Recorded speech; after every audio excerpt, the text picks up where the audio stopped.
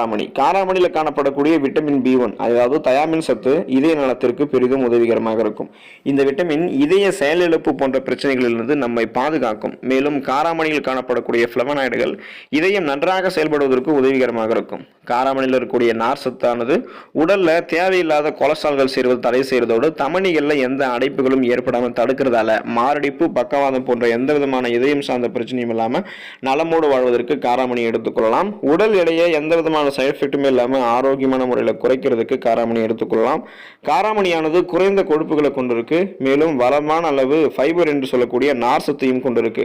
இதன் மூலமாக காராமணி எடுத்துக்கொள்ளும் போது நல்ல செரிமானம் நமக்கு தூண்டப்படும் போது அதிக பசி ஏற்படாமல் கண்ட்ரோல் பண்ணிக்கலாம். இதனாலவே நம்ம அதிகமாக கலோரிகள் இருக்கக்கூடிய தேவையில்லாத நொறுக்கு தீனிகளை சாப்பிட்டு இன்னும் நம்மளுடைய உடம்பு வெயிட் போட்டுக்க மாட்டோம்.